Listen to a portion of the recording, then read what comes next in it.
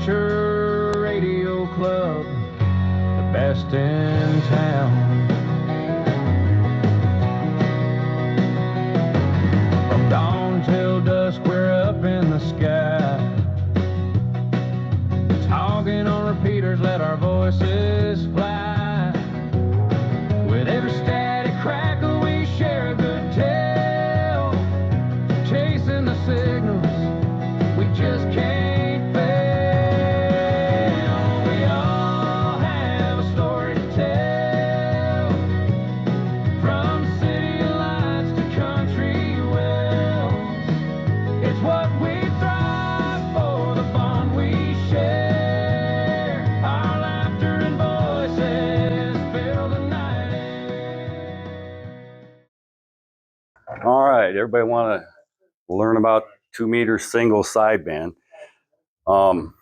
Technical difficulty here. My slideshow isn't really anything impressive, so Travis and I were talking a month or so ago, and he brought it up on the net about putting something together for 2 meter sideband, because I know it seems to be whenever we talk about it, there's always lots of questions and things like that. Is anybody out here familiar with 2 meter sideband? Play with it a lot, dabble in it? I know Carl has. You dabble a little bit.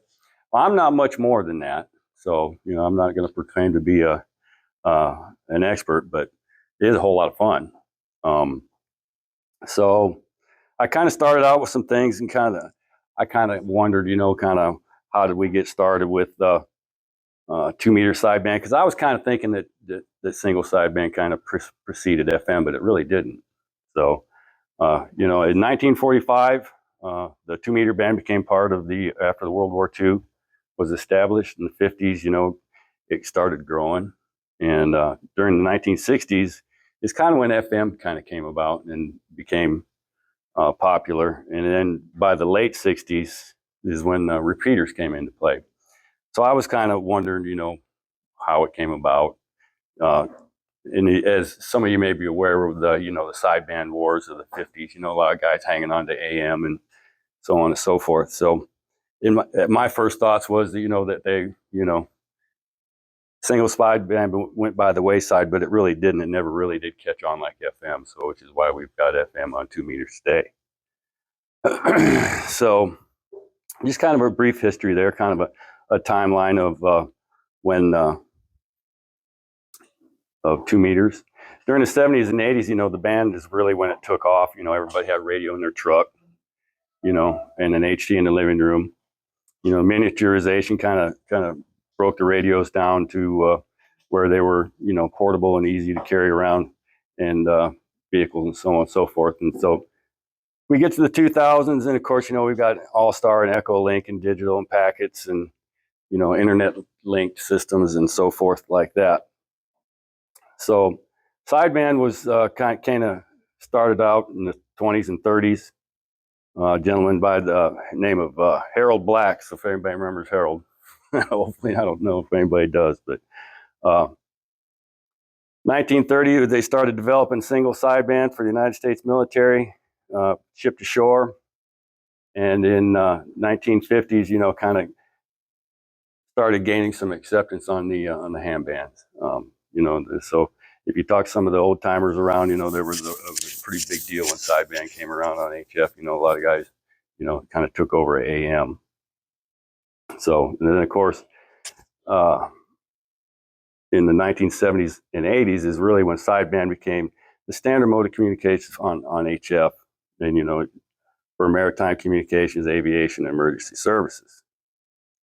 So why would you want to do 2 meters single sideband on 2 meters? Okay, so seen a varied level of popularity among amateur radio operators. One of the primary reasons sideband might be a choice to use on VHF is it's more power efficient than FM, allowing for longer distance communications with less power. Your radio is going to use less power to kind of do the same thing. Audio quality. Single sideband typically provides a clearer audio quality for voice communication. Now that's debatable, depending on whether you're doing simplex or talking on a repeater. And especially when you're doing in challenging conditions, the bands aren't so good. Your distance is increased. You might not have some line of sight or elevation or things like that. So that's where sideband shines over FM. Let's see, single sideband occupies less bandwidth compared to frequent FM, allowing more conversation to be fit within the band. So that's not saying that you're going to find a whole crowd of people up on 2-meter single sideband, because more than likely when you go out there and listen, you're not going to hear anybody, because it's not a lot of folks out there on it, but it is growing. So typically you got 3 kilohertz for single sideband and 12 kilohertz for frequency modulation. Long distance communication is often used for single sideband contexts and special events. That it seems to be the key mode of voice for contesting. And while FM dominates the casual use on the 2-meter band, single sideband is gaining traction and use, and we're seeing that in Middle Tennessee. The single sideband net on 2 meters on Saturday mornings is really taken off. I think last week they had like 13 or 15 check-ins, so all around Middle Tennessee. So it's really growing. Those fellas over there started out with just 2 or 3 of them, and now it's getting to be pretty popular. So challenges 2-meter single sideband, primarily in what you hear from most operators is the cost. Radios that have 2-meter single sideband generally aren't very cheap. Even used radios, can go upwards of close to $1,000 depending on what you're looking at. And new equipment, of course, is even more expensive. So while it's growing, FM still remains dominant. Okay, so some of the other challenges are antenna orientation and horizontal polarization versus a more common vertical polarization for FM. So not everybody's got an antenna laying around that's good for horizontal use. And let's see, again, antenna gain for longer distances. The same applies for FM as well. If you really want to do some long distance FM stuff, you really got to have an antenna that's built for it. And directional antennas and rotators. So all of those things kind of come into play, and more as well. But that's kind of some of the primary challenges that folks run into when they get into 2-meter single sideband. So 144.200 through 144.300 is the general accepted placed QSO on 2-meter sideband, and 142.200 being the calling frequency. And of course, anything north of 40 meters, we use upper sideband. So, not saying that you got to, but that's just kind of the same way we conduct ourselves on HF. That's just kind of the norm.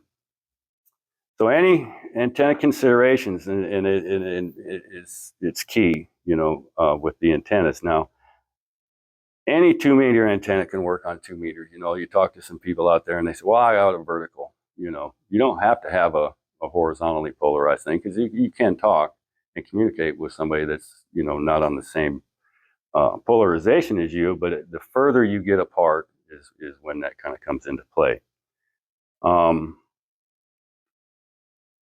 Very common for amateurs using vertical polarized antennas to QSO over a considerable distance with contacts that are using a horizontal. I'm thinking of Ray in D9W over there. He's got a 9700, puts out 100 watts, and he was able to get into that 2-meter single sideband net with the net control operator in Van Buren County. So a lot of it, it's kind of funny because it works sometimes and sometimes it don't. But generally speaking, it's a distance thing and a power thing. So antenna configuration, I got a picture of a Yagi antenna, what you might find from a Yagi versus a circularly omnidirectional horizontal antenna, and kind of what predicaments that kind of creates. So not everybody's got a Yagi sitting around where which offers a whole lot of gain. So when you're doing a weak signals, it's the gain on your antenna is paramount, of course, of the height that goes with it. So directional antennas offer a higher forward gain, focusing the transmit and receive signals, but offer less sensitivity to the band. So you're kind of really narrow. And I think, a lot of that we all already know. Omnidirectional antennas offer a circular transmit and receive signaling, but typically are of much lower gain. So kind of how I've been approaching my work with a 2-meter single sideband is I listen on a little loop because it's got such a good receive. And then if I hear somebody out there, sometimes I kind of feel like a troll, because if I ever hear anybody out there, I dial them in and find them, and that's what I do with the directional. So I listen on the one and transmit on the other with 2 different radios. Okay. So it's common to listen on one and transmit on the other, to dial somebody in and find out where they're at. So a lot of times if you're calling CQ on 2 meters, just a tip or a trick, say where you're at, announce where you're at, because when you're listening for that weak signal and it's hard to pick out, if you can broadcast where you're at, hey, I'm KQ4RKP calling from Columbia, that tells somebody else that's out there hearing you that, hey, point the antenna towards Columbia and pick them up. So I hear a lot of traffic out there, but I can't tell where they're at. And if I can find them, then you can point that antenna to them and hopefully make a contact.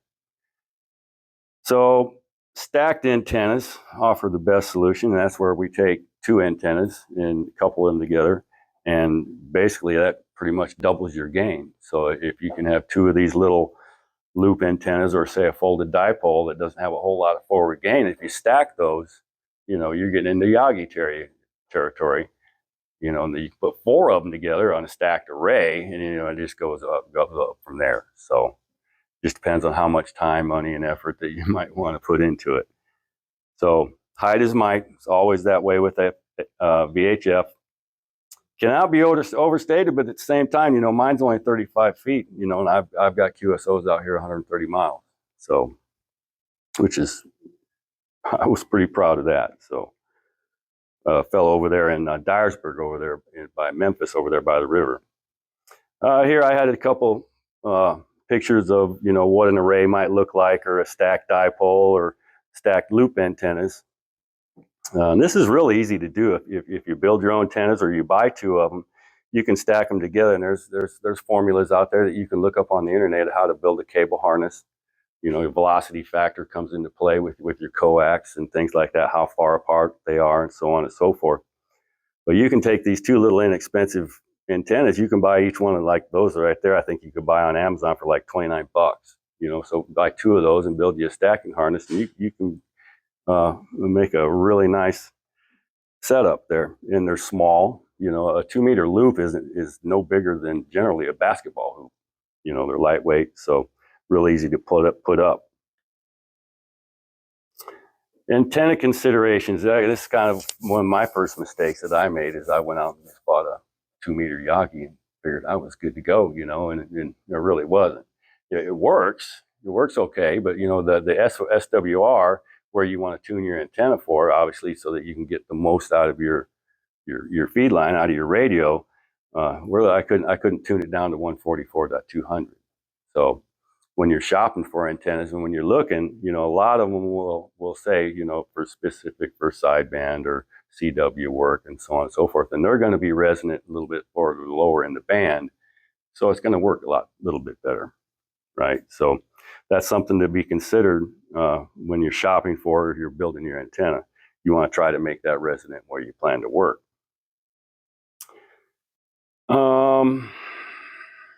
We must always remember too that the preferred use is a horizontal configuration on your antenna. It's like that. We kind of covered that a minute ago. Where a horizontally polarized antenna versus vertical. It's always better to go horizontal when you can. It's not to say it doesn't always work, but there's a fellow that checks in that Saturday morning net up there. He's in, I think he's in Gallatin, and he checks in just about every Saturday, and he's on a vertical, and he sounds just fine. So just kind of depends on your path and how the band is that day, and so on and so forth. Quality coax is always a good idea on VHF. We all know, I think, that the higher your frequency goes, the greater your loss. So, if you can, it's not say don't run what you brung, because what you brung is going to work. But if you can plan ahead and save up for some LMR 400 or something better than that, even it's always a good suggestion. N-type connectors or PL259 is another mistake that I made when I bought that antenna. I had an end connector on my feed line, and then of course the one I got was had a PL259 on it. So, there's things to remember when you're picking out antennas. Radios. It's always there seems to be the subject. You're out there on the internet, you're watching the YouTubes and the forums and QRZ groups and all that, and everybody's, I wish they'd make a radio with 2 meter single sideband, or they'd put a sideband mode into the smaller, cheaper radios, and the vendors just don't seem to want to do that. And I don't know why. There's all kinds of speculation out there as to why they don't, but probably because there's just not a whole lot of people out there doing it. But the more the merrier, and maybe someday that they will get back into that. So most radios that'll do 2 meter single sideband are shack in the box type, all mode type transceivers, and as we all know, those are generally pretty expensive. Used market, there's a bunch of them out there on the used market. I kind of thought I'd kind of put a list together of, hey, I know these radios are out there, that have that, but there's a lot of them. I mean, a lot. So I just kind of put some examples here: 705s, ICOM 9700s, which is probably the premier radio for that. You can always tell when you're talking to somebody that's got an ICOM 9700. They sound really good. Yaesu's got several products, both current and past, with the FTX1 and the 991A. Great radios. Carl's got one. He sounds good. He about blows my doors off when he keys up his. So, but there's a bunch of them out there if you want to get a used radio. These are pictures of my setup. That's a 706 Mark II-G, and this is an old Kenwood here. This is a year older than my oldest daughter. It's a TR751A made in 1985. So works just as well today as it did then. So I had a couple more pictures there. I tried to take a picture of my antennas there. You can see this one here. If you could see it, it's vertical, and then of course this one over here is horizontal. I've got a 14 or a 9-element 14.5 foot horizontal antenna, and this is an example of this is the loop antenna that I have, and it's like I said, it's no bigger than a basketball hoop or a large dinner plate. So this is where I go and what I use to look at the band conditions. Okay. Of course, there's HF out there too. And this is VHFDXView.org. You can go along here. So, we're like right in here. And this is W4GGM right here, this big green one right here. So if anybody's familiar with Whisper or anything like that, it's pings and beacons and so on and so forth. So this gives you an idea of kind of what the band conditions might be. Texas was really red this afternoon when I looked at it. So you can kind of get a snapshot of what everything's doing out there as far as the band goes. And then dxmaps.com is another one I use. Some of you FT8 guys that maybe do Whisper, maybe sometimes, or FT8, where it shows on the map, it's a lot like that, and you can see different beacons. And FT8 on 2 meters is a real thing too. So it gives you an idea of kind of what the propagation is going on. So it's just one of the tools that I use to, kind of look at it and see how everything's going, besides, listening out there and listening for the static. And this here was a map that a couple of people here have got files here. These are different contacts that I've made throughout Tennessee. My furthest one's over here in Memphis. I've got a gentleman up here by Paducah, Kentucky. you know, but the furthest one I've made is about 130 miles, you know, and all these dots are all people that I've got in my logbook there. And it was kind of a thing that I put together, like for Carl and George, you know, to kind of see where to point their antennas for that Saturday morning net. You know, here's the net control operator, point your antenna this way, right? So that's something I kind of put together there. So, and other than that, I think that was the last one. But it's a whole lot of fun. It really is. When you key that mic and you're talking to somebody simplex per sideband 130 miles away, it's pretty fun. Now I did look up. I think the longest QSO on or contact on 2 meter single sideband in the United States was just over 1,000 miles, almost 1,100 miles from California to Hawaii. That's a long ways. That's a long ways. And I think the world record confirmed QSO for confirmed contact on 2 meter single sideband was a contact from Italy to Algiers, which was over 1,200 miles. So it's a long ways. It's a long ways. So, you know, and both of those happen to be over water. You know, so I mean, there's not a lot to get in the way. So that I'm sure that there was probably planned and kind of coordinated, but from what I understand, when conditions are right, it's not unusual to make 300 or 400 mile contacts. So I've talked to a couple of them fellows over there that have been doing this for a pretty significant time, and they've got a couple of 300 or 400 or 500 mile contacts in their logbooks. So it's just a whole lot of fun. So with that, if anybody's got any questions or comments or pick my brain, I don't know what, you know. There's quite a bit of stuff on 2 meter stuff, but it not as much as I'd like to see. A lot of the places that you find on the web are dated, you know, and you can kind of tell that they haven't been maintained. There's a couple of different websites if you look for like 2 meter nets, and some of them on the data you can tell is active. Some of them you can tell that, you know, there's just not a lot of energy left in them. There is a net that comes out of St. Louis, and I've heard them, but I've never been able to make that trip. So, and I know there's a couple in North Georgia, and I know there's some fellas down there in Huntsville that do it too. So it's just a matter of listening and twirling that antenna around and getting that your listen antenna or a loop antenna, you know, up in the sky. But there's a lot of information. It's kind of the way I think about it is, you know, you always see, you know, if you're watching YouTube, your comments, you know, everybody always wants to do, you know, hey, you know, I'd buy one of them radios that had 2 meter sideband on them, but okay, where's everybody at? You know, well, for one, it's cost a lot of money. You know, that's not a lot. It's what you want to put into it, but it could be expensive. You know, so I've had a real good time with it. You know, I can play around. I'm a general. I can play around about anywhere I want, but I found myself past couple months just on 2 meters. So, but I've been having a real good time with it. I'd like to hear some more of you out there. So, no question?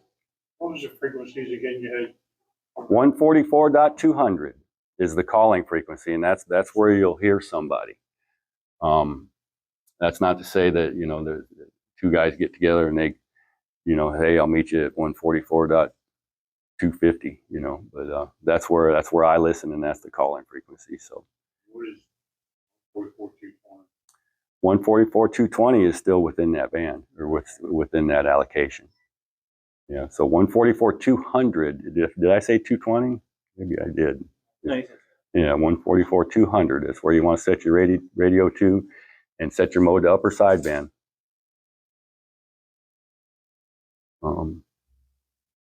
Height is might, and you know, power isn't the name of the game. You know, we got this couple fellas got it, real high power amplifiers, and you know, hey, you can hear him really good, but he can't hear you. So you know, so power's not the name of the game. That little Kenwood radio I got is 20 watts, and I've talked to WA4DBY in Mount Juliet and WS4JM in Van Buren County with 20 watts. So You said in net that you on Saturday, what frequency they on? It's the same thing, 144.200. It's 8 a.m. on Saturday mornings, every morning, Saturday mornings. Now, I thought about this too. I'd be willing to have a net if we could pick out a time, during the week. I know it's kind of crowded out there, Wednesdays and Tuesdays and Thursdays. Everybody's different nets out there. But if there's interested, I'll do a net. I'm coming up this week. It's my turn in the barrel this week for the club net this Thursday. So, I'd be willing to do that. Somebody wants to get out there, we could do it polar or vertical. Everybody's got a vertical antenna. So if you've got a shack in a box radio and you don't have a horizontal antenna, we can do it vertical. We can coordinate that and go forward. I've got a vertical antenna as well, and we could do all that too. There's nothing that says that you have to do horizontal. All right, then. Thanks.